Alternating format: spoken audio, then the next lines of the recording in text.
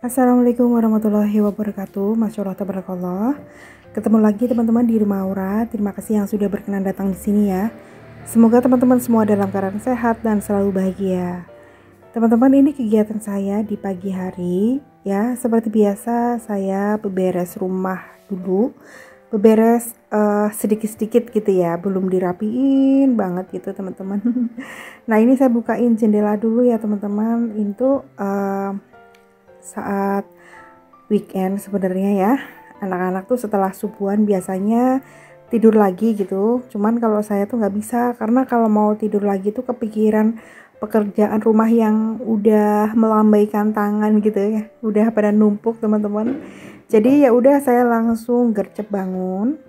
Pertama kali tentunya saya kasih makan Mas Dudul dulu, terus ngasih makan teman-teman, dan ini saya bukain jendelanya ya, karena kalau dibuka terlalu pagi itu masih gelap banget teman-teman. Dan itu teman-temannya Mas Dudul sudah pada di depan. Seperti biasa kalau pagi itu kalau belum dikasih makan tentunya udah pada antri nih teman-teman, udah pada datang ya. Jadi kalau pagi setelah subuh itu biasanya ada kurang lebih 4 ekoran kucing gitu ya. Terus sore juga begitu. Nah, udah saya kasih makan ya semuanya. Kemudian ini saya bikin kopi dulu seperti biasa ya teman-teman. Karena kalau pagi-pagi belum minum hangat, entah itu teh hangat, kopi, itu kayaknya belum semangat gitu ya. Mungkin karena sugesti atau gimana ya teman-teman. Jadi ini saya bikin kopinya kopi mix gitu ya, Indo Cafe. Sekarang saya tuh kalau minum kopi krim suka ganti-ganti gitu teman-teman. Tadinya Torabika yang pita gula gitu, tapi lama-lama lambungnya nggak nyaman ya. Terus ganti gudai. Jadi kalau gudai merah itu enak sih, cuman menurut saya terlalu manis ya. Nah, ini saya lagi suka yang Indo Cafe. Kadang-kadang kalau gudai biru itu masih mending, di perut nggak terlalu sakit ya, karena itu rasanya sembriwing teman-teman, kayak ada minnya ya. Cuman nggak ada, akhirnya saya beli gudai Indo Coffee aja. Ini menurut saya sih manis, cuman nggak yang manis banget gitu ya. Nah, ini saya minum dulu. Seperti biasa kalau pagi sebelum saya beraktivitas itu kan selalu bikin tulisan dulu gitu ya teman-teman. Karena memang dari dulu saya suka banget menulis. Jadi biasanya yang saya tulis di buku ini adalah jurnal syukur ya. Jurnal syukur itu ya seperti kita sama aja berdoa tapi ditulis gitu teman-teman. Rasanya kalau menulis itu kita bisa menumpahkan unek-unek atau isi hati ya, lebih dalam gitu teman-teman. Terus kadang-kadang ya kalau berdoa tentunya kita juga kayak ngobrol sama Allah ya, cuman kalau di tulisan tuh kayaknya lebih mengena gitu teman-teman. Nah, lanjut teman-teman, ini saya mau beberes dapur sedikit ya sama cuci piring, karena semalam itu saya tuh rasanya udah capek banget. Biasanya kalau ada Pak suami itu kan dari pagi sampai malam suka pergi ya. Nah, kemarin itu jadi saya tuh pergi ke hutan bambu. Videonya sebenarnya ada, cuman belum saya edit. Jadi saya tayangkan video ini dulu ya teman-teman. Insya Allah nanti kalau nggak keberatan saya posting ketika saya lagi di hutan bambu dan Mbak Tita itu berenang di curug teman-teman.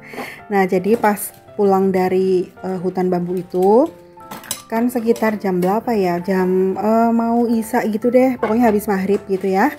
Sebenarnya udah makan di luar, cuman biasanya kalau kita habis ngobrol-ngobrol dan sebagainya kan suka lapar lagi ya. Terus Pak suami itu minta dibikinin nasi goreng teman-teman.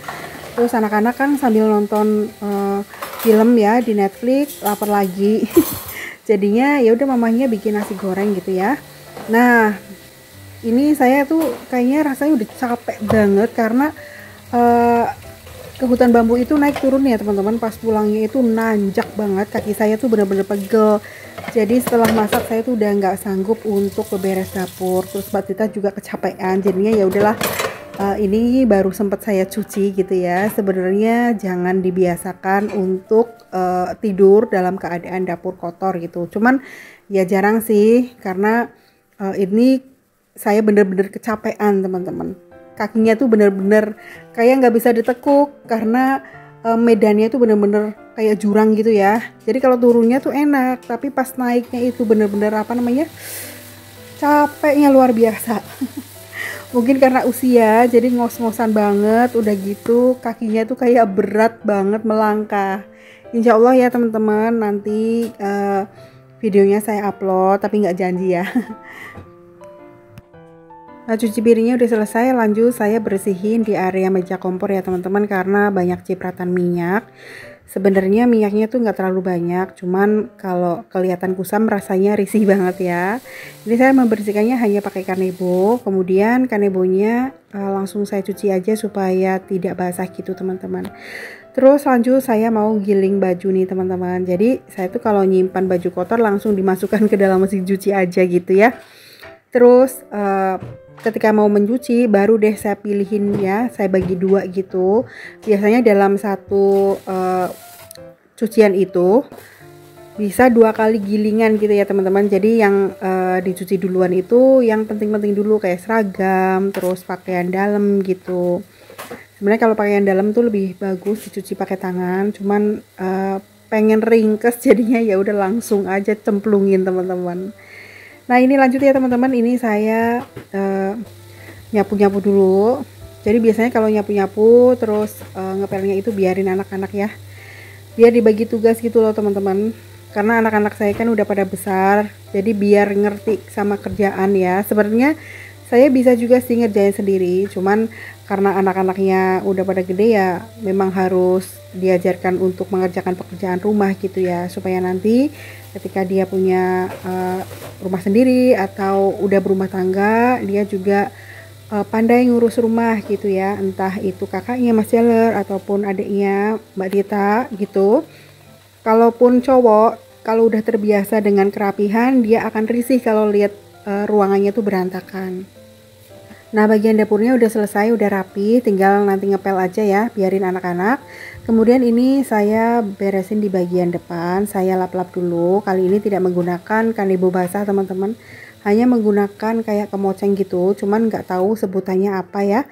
Jadi ini tuh microfiber atau gimana bahannya ya, cuman supaya tidak kabur-kaburan debunya.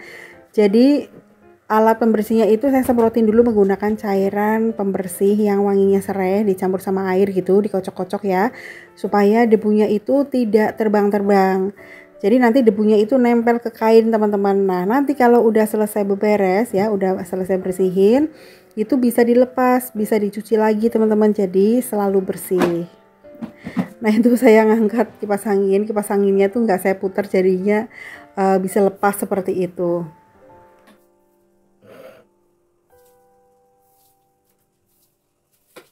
Nah itu teman-teman, jadi rumah saya itu kalau kotoran ya kebanyakan rambut teman-teman, karena rambut saya itu kan rontok parah. Saya udah berusaha menggunakan sampo yang anti rontok, menggunakan hair tonic juga, cuman nggak ada perubahan ya, masih seperti itu aja.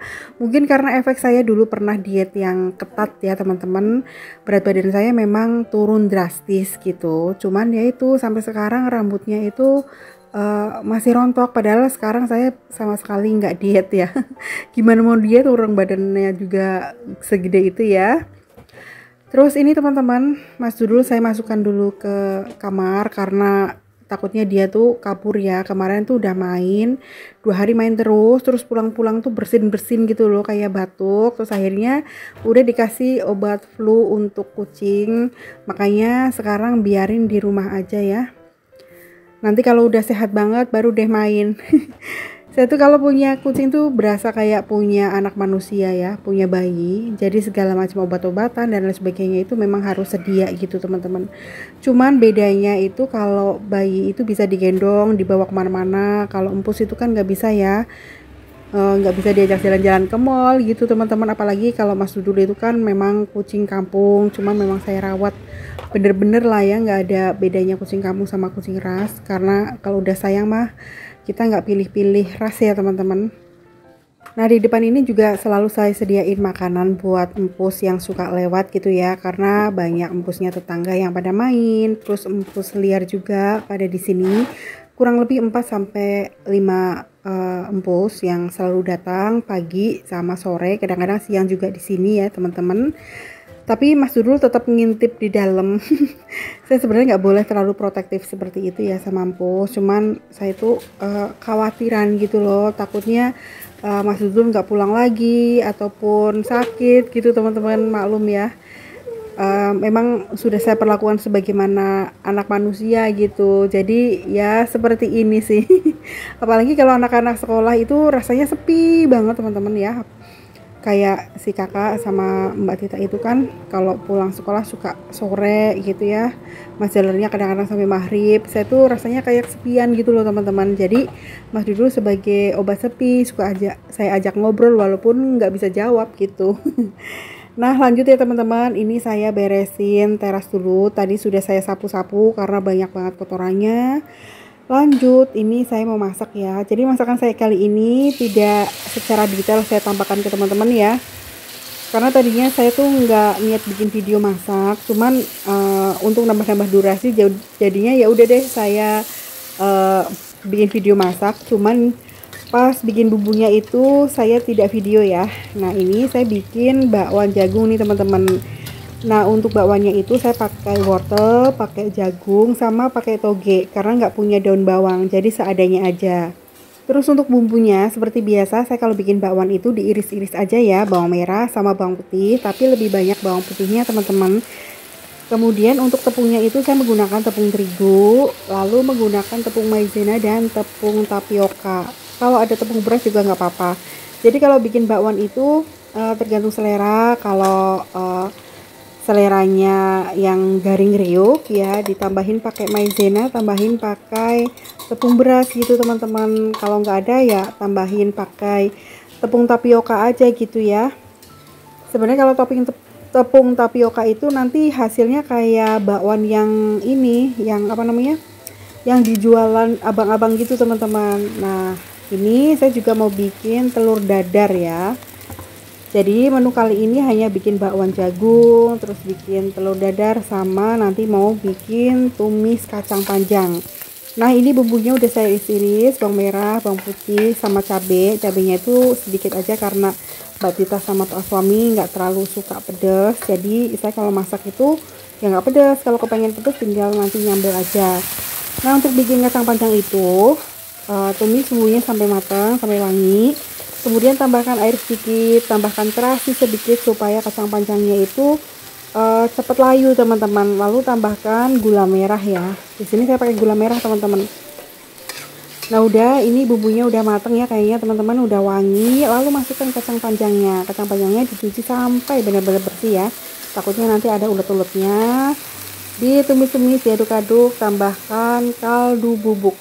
Jadi saya pakai royco aja sedikit, dan kelupaan tadi ada lengkuas ya, jadi saya masukkan aja. Saya nggak pakai daun salam karena nggak punya ya teman-teman. Lalu tambahkan garam sedikit aja.